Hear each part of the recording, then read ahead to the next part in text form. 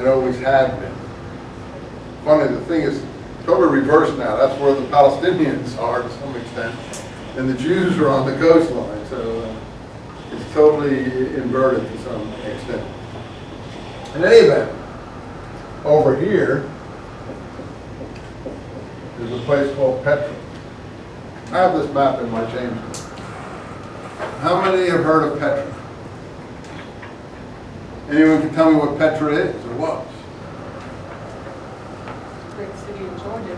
Yeah, the city rose red as old as time. Anyway, it was in a ravine where which had been cut out by water flow, a kind of canyon ravine, so that camel caravans could go in there and get good protection while they laid over on their journeys going north or south, because the caravan routes went down into Arabia for not just the spice trade from India, because the Red Sea was notoriously dangerous for pirates and things, and the currents were pretty bad as well for navigation. So some trade was done by sea, but a lot was done by camel caravan.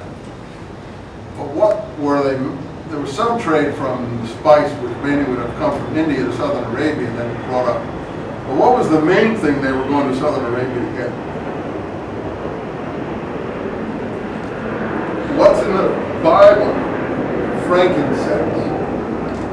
There were special trees, like we have redwood trees here in California that don't grow anywhere else.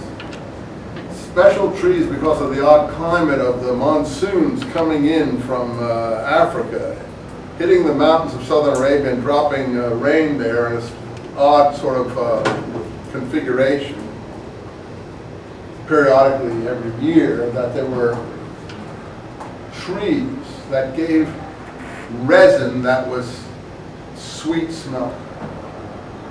And I guess we call them aromatic resins. Myrrh, frankincense, these things are all resins from southern Arabian trees.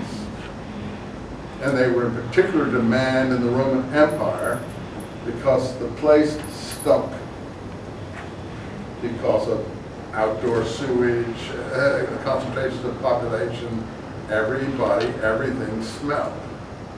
Even in churches today, you always get them as a relic of the past, going around and waving these censers to put aromatics into the air to try to sweeten the smell of a public building.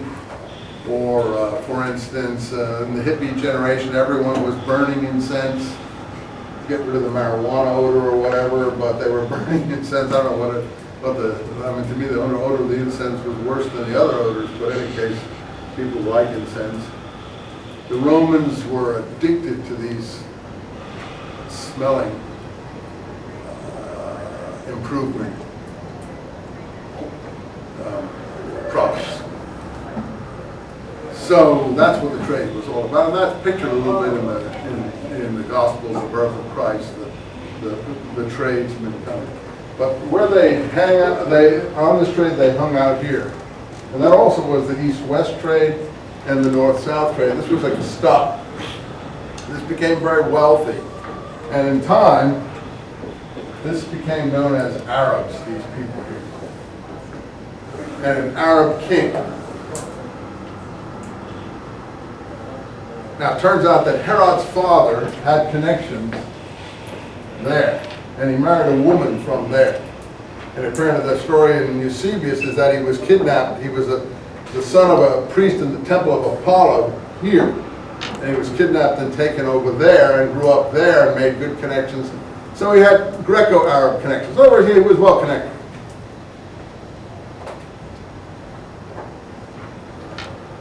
That's terribly important when you look at the picture of King Herod against Jesus.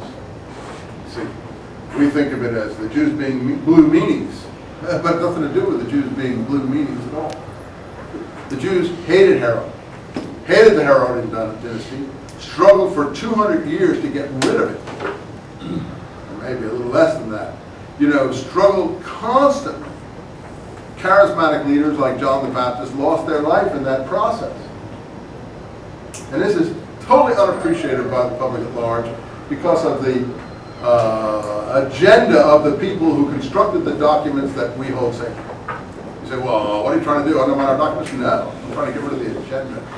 Because you can't do history with it if there's an agenda out there. And the agenda out there is, unfortunately, anti-Semitism.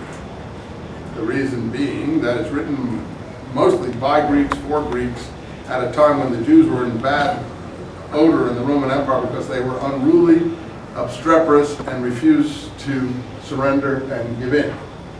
So the whole thing is to portray them as the negative people who are causing all the trouble. They may or may not have been. Messianic movement certainly was troublesome, like the Ayatollah is, rather not the Ayatollah, bin Laden is today. It was a subversive underground movement that was threatening the Roman Empire. The Romans were in every way intent on trying to suppress, because it was a movement, as we saw in time, that would not give in and was capable of taking new forms, mutating into new forms. One of the new forms is the religion that we are all familiar with, Christianity. Whether that's the original form in Palestine is what we're going to have to discover in this class. And of course, I already told you I don't believe it was. I think that's the overseas form that was a mutation that developed in a later period. So to make it Palestinian, it's retrospectively portrayed in the documents we have as part of the doctrines of a Palestinian leader possibly killed by Jews. So that's a very complicated thought, and it may be right away dismissed, but before you dismiss anything, let's just stick to the past, period. At least that gives you some groundwork to think about what we're talking about. We know we have a Messianic movement, and now we found the Dead Sea Scrolls, which are like a time capsule. That's why they're so important. See, we couldn't know any of the things that I talk about now without knowing about the Dead Sea Scrolls, because I now finally have a control, a native Palestinian literature that did not go through the editorial process of the Roman Empire.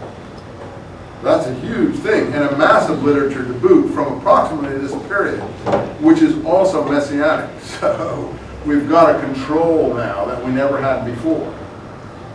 And the more I personally work on it, the more I find it useful to be able to apply that to our documents, not always with a salutary effect. But now you say, I don't agree with anything you're saying. We can't not agree with what I'm saying without knowing the literature. If you study all the literature and know the ramifications and read all of Josephus and read all the Dead Sea Scrolls and read all the Gospels and read all Paul's letters and read all early church literature, then you can disagree. But you can't disagree on the basis of not wishing to look objectively at data. You can't disagree because you don't want